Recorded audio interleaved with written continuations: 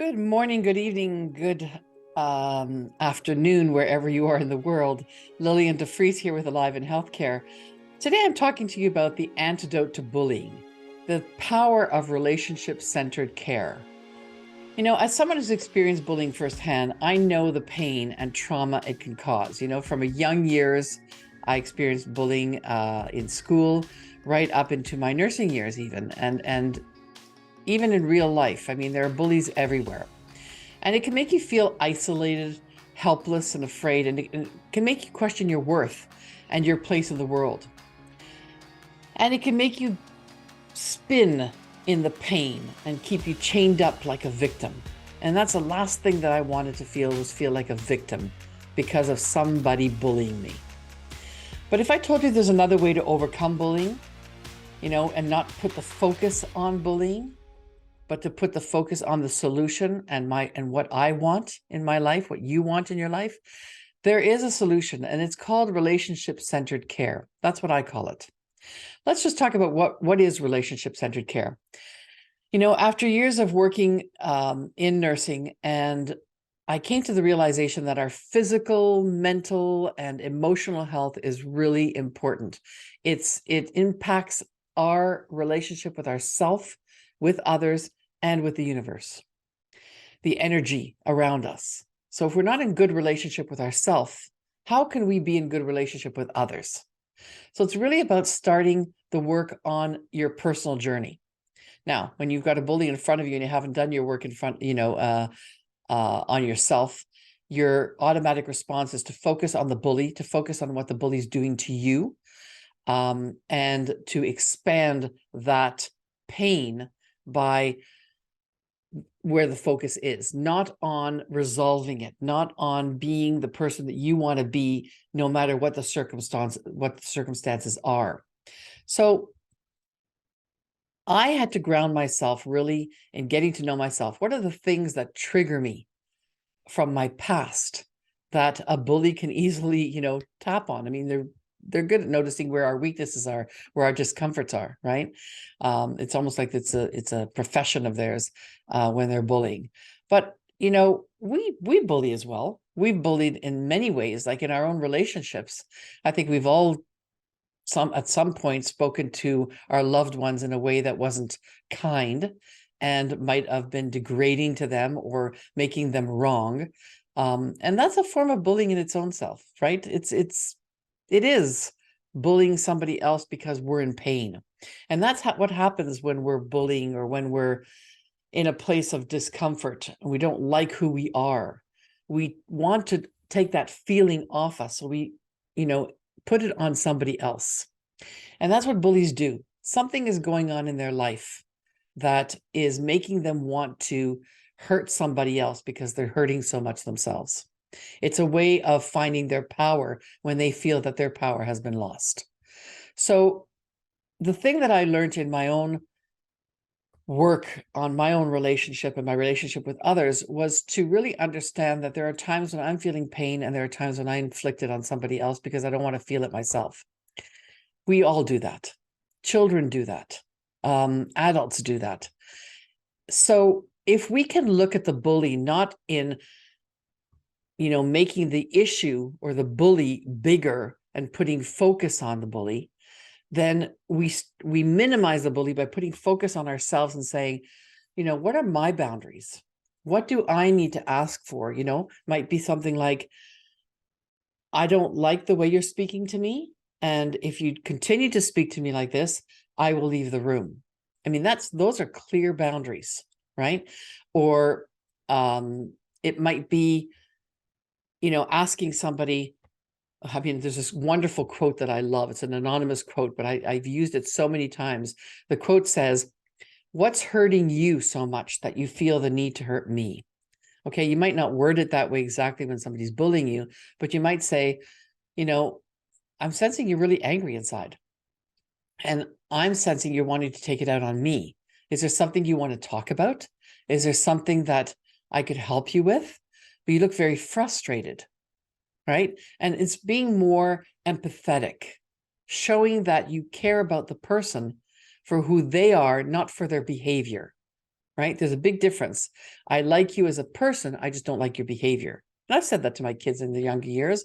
I said, I really love you. I'm just not liking the way you're showing up right now. It's hurting me. It's inflicting pain on somebody, whatever.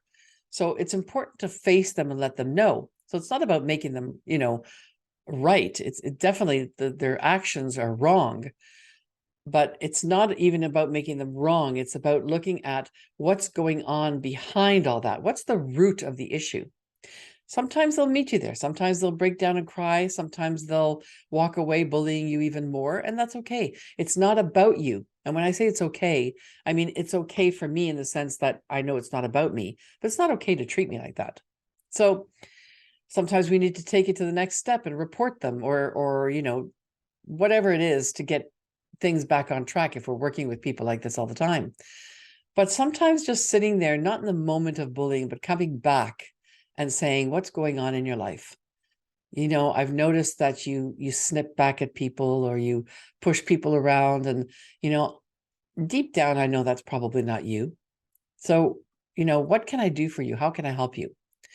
But that doesn't happen until you've done your own work, because it's very difficult to not take that on personally, right? So you need to do your work. So one of the things as well is when people are bullying, I've noticed two behaviors that often happen. Avoidance. So I'll avoid the bully. I'll avoid you. I'll cringe. And, and what happens is then I become that person who just becomes the victim of your bullying. Not a great place to be. You want to be empowered by yourself, not to overpower other people, but to be empowered by yourself and know what your boundaries are and be able to speak it clearly from the I place. I don't like to be treated that way. I will leave the room if this continues. Those are all I messages, right? So we don't avoid, we not confront, but we face it. The other behavior that I've often noticed is people who just roll their eyes in contempt, walk away, and then go off and gossip about these people with their friends, with other nurses, with other, whoever, family members, whatever. So they're creating more negative energy. They're festering this negative energy into other areas and other relationships that they have. And gossiping is only going to make it worse. You're perpetuating the problem. You're making it bigger. You're focusing on the bullying versus how do I help resolve this issue, right? And this is something that we need to learn. And you don't learn that really until you've worked on yourself and you can understand that, geez, that triggered me when somebody said, I remember working in a restaurant years back, and I'm a plus size woman, and people, somebody made some comment of saying, we want somebody else to serve us. You're fat and ugly, and I just, how can somebody say such hurtful words to somebody? In any case, I wasn't prepared. I hadn't done my own work, and so I went off and cried and complained to everybody else, and it was very painful. But I've learned over the years that it's not about me. There's, people who carry so much anger and direct it on other people. There's a lot of stuff going on in their life. And, these are sometimes mental health issues, and, they're not in the right place in their life. And we can either choose to help them or just walk away from it, standing very strongly in our boundaries. So empathizing with the bully, coming from a place of curiosity, being authentic, asking questions, again, setting your boundaries, and show a willingness to bring peace to the situation versus being a victim, or maybe worse yet, bullying back. Because I've seen that as well, where people, they become defensive and they become angry and it escalates, right? I have to tell you a funny story about my son who, he was in the car with his sister, and some guy hit them, but the guy was a little bit on drugs or whatever. He was high. And so he got out of the car and he grabbed my son by the shirt and started telling him a whole bunch of stuff. And my son, who's very, prim and proper, looked at the guy and said, dude, you're not making any sense. So my son did not take it personally. My son didn't fight back. He just, quite honestly, just said, you're not making any sense. And I'd appreciate it if you just backed off, right? And so it's a funny story in the sense that we all respond to things differently. And I think the way he responded was quite amusing. Dude, you're not making any sense. Somebody who was so high couldn't get that message through, but it is what it is, right? We all handle it differently. But did my son take it on personally? No. Did he become a victim of the circumstances? No. Did he go and gossip about it to everybody? No, right? He didn't expand the energy of that bully onto the rest of his relationships and his life. Well, that's just a thought. Yeah, and what else did I want to say about this? Well, you have to also think about what I hear often is nurses who complain about patients who are bullies. And I want to address that because sometimes patients can be abusive in their language or abusive in their actions. And what I've often found is that these people are hurting. They're scared. There are many patients who are very afraid they've lost control. They're in a place where there's no, consistency to their life. Like they've totally lost control. They're afraid. There's a lot of different lingo going on, different procedures going on. Maybe their life is at risk. And so it doesn't make it right to treat us that way as nurses, but we also have to understand that they're coping the best they can. And that's where I want to move into forgiveness. Forgiveness is something we don't talk a lot about. But one of the things that I learned about forgiveness for me is that forgiveness means that I see the other person, if they knew how to do differently, if they knew how to respond differently, if they knew how to get across to people differently, if they knew how to communicate differently, they would. They definitely would. It's because they have not worked on themselves, or they don't have the skills, or they're in overwhelm or loss of control and in fear. Now, again, doesn't make it right, but it makes it much more understandable. And so when I've had patients who have come, bullying me through their language or whatever, instead of walking away and, telling them that they better change their attitude or I won't be back, or, and I've heard so many things from nurses, what I do is I actually sometimes sit down. I grab a chair and I sit down right beside their bed or beside their chair where they're sitting. And I look at them and say, what's going on? What's happening here? You're looking very frustrated, very angry, and you're taking it out on me. What's going on over there in your world? And it's unbelievable how things can turn around and switch. But I've also seen, I remember my father being in the hospital, and he had his butt was raw. I mean, his anal area was raw. You could not touch that area, and yet it had to be cleaned. If you had a bowel movement, it had to be cleaned.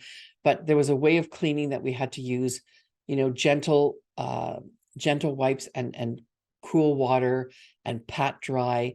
It was extremely painful. And he told this one nurse, I had just stepped away at home and my mother was there. And he told this one nurse, like, be careful, it really hurts, And she was, one of those nurses that had focus. I've got things to do. I've got time, to do it. And she came in and she just wiped his bum really hard with a face cloth. And I got to tell you, the guy jumped and my father turned around and hit her. Now, was that who my father is? Absolutely not. My father's a kind, gentle, big-hearted man. He's just a wonderful man. He had never hit anybody. And his response was fear and pain. Now, she just threw everything down and she went back to the nursing station, told everybody that, this guy needed to be restrained and that he was, a bully. And really, if you think about it, it was her actions that created that response. I mean, I can understand, sure, it's my dad, but I've seen this with other patients. We need to understand that patients are in fear and that there's a lot going on right now in healthcare where they're feeling alone, much more alone than years ago when I started nursing. So we need to be conscious of that. Again, doesn't make it right, but we need to sit and say, apologize for our actions or being careless sometimes in how we approach things. It's okay. We're all human. And that's what, finding out about our relationships with ourselves and with others is so important. So in conclusion, really, the antidote to bullying is really starting to do your inner work. your relationships, first with yourself, then with others. And by focusing on building strong, healthy relationship with yourself and then others, and by approaching the bully with curiosity, empathy, and compassion, by giving consequences for their actions, and by forgiving yourself and others, you can overcome bullying and build a better world for yourself and for others. I mean, it's simple. It's not easy. It's simple, but it's not easy, but it's worth it. And it works. And I've seen it work with children when they're bullying, and you take them aside and you start giving them attention for the great things that they're doing. They start to switch because that's what they're longing. They're longing for, attention from maybe parents that don't pay attention to them, or, the difficulties or the pains that they're going through. So we need to be more understanding before we jump to conclusions and label the bully as a bully, and be more compassionate and label them as a human, first of all, and see what's behind, what's the root of what's causing all that. So the antidote, pay attention to how you're being. Look in the mirror first, and then you can look at others and ask for what you need and offer what you can. Have an awesome day. Take care.